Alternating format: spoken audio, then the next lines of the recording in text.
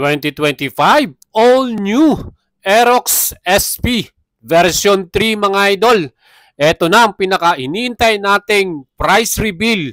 At ito na nga, officially, at meron na tayong update sa inyo mga idol. Alam ko, napakadami po naghihintay sa atin regarding sa model na to ng Yamaha Motors. And thankfully, meron na ngang nilabas. At ito na ang ating official price. Mga idols, kursunado mo bang maglabas ng bagong Aerox SP version 3? Aba mga idol, subukan nyo ang ating alagang boyet at sigurado napakabilis at smooth na transaction plus super legit. Mga idol, pwede natin kayong i-assist at tulungan basta mag-message lang kayo sa ating Facebook page, Boyet Salabarria. And kung kayo mahilig sa motorsiklo, huwag nyo kalimutang i-subscribe ang ating YouTube channel at pakihit ang notification bell para lagi kayong updated. At sa marami pang inquiry at detalye, message nyo lang ako sa ating Facebook page. Mga idols, kung bibili ka ng bagong Aerox SP version 3, alam mo ba ang mga latest or bagong specs and features nito?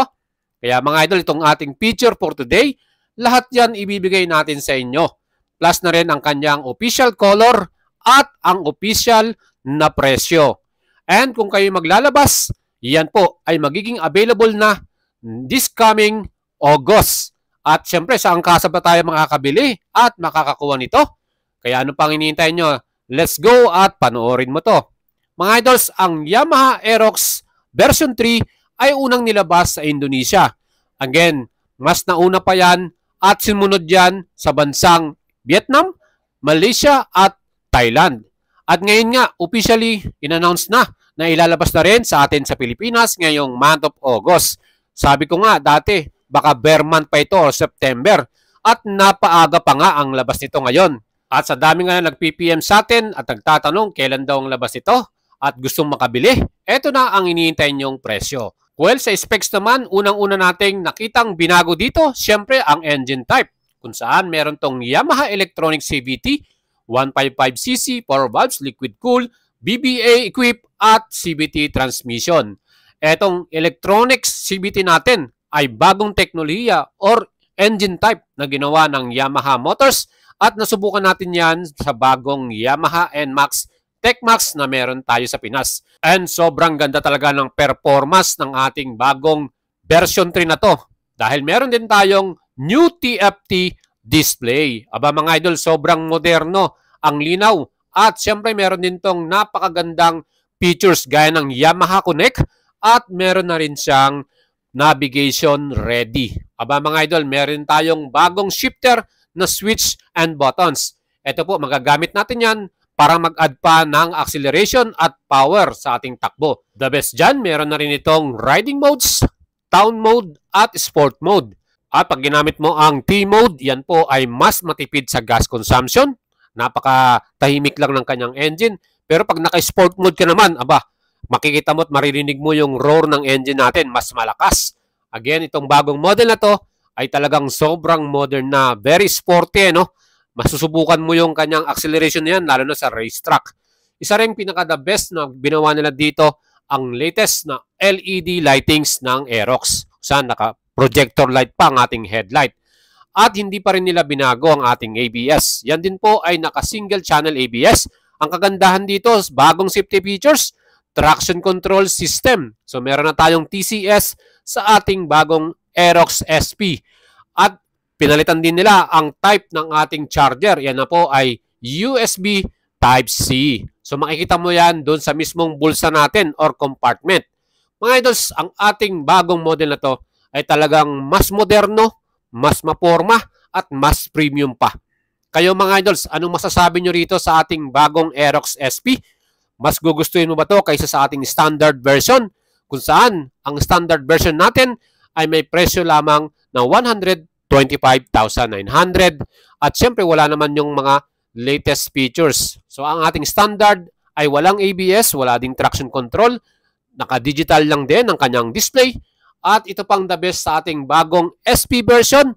Aba mga idol, meron tong sub-tank sa kanyang rear suspension. So yun po yung binago rin nila dito at dinagdag mas magandang suspension sa likuran. And tignan naman natin at compare sa ating version 2, Miyoo Aerox S.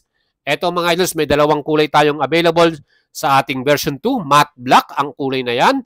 At meron pa isang kulay na premium white naman. Ito yung pinakamabentang color ng S version natin para sa version 2 mga idol. Siyempre, ang ating engine type dito ay 155cc, liquid cooled 4 valves, fuel injected, at meron siyang CVT transmission.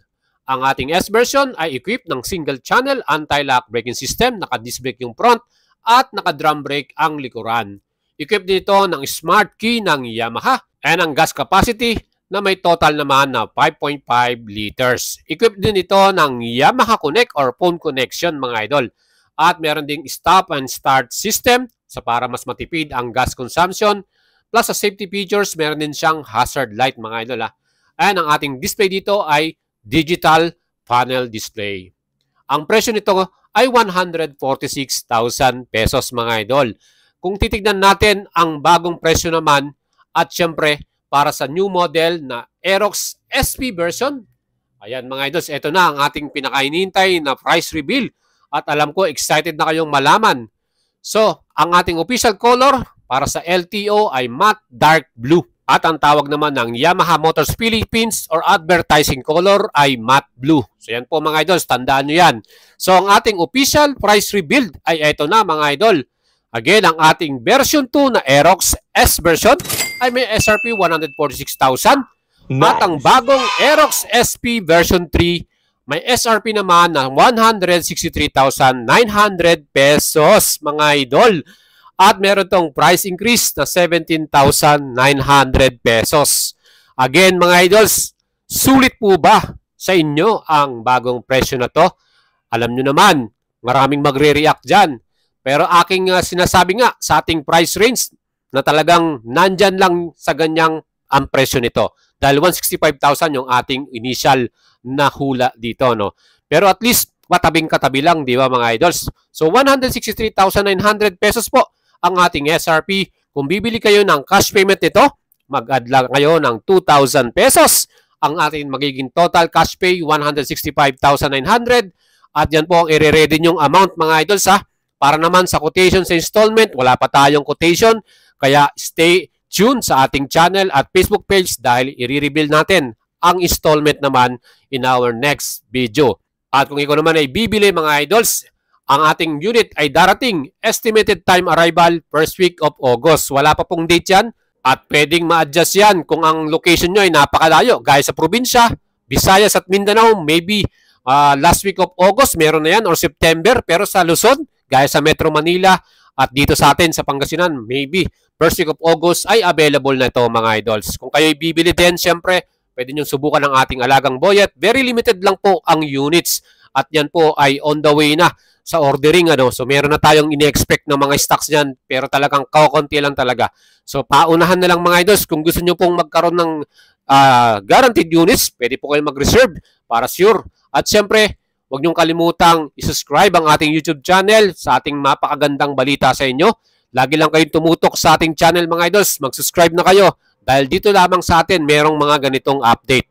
At syempre mga idol, kung kayo po ay gustong mag-inquire, mag-send message lang kayo sa ating Facebook page, Boyet Salabaria. Please like and comment sa ating video.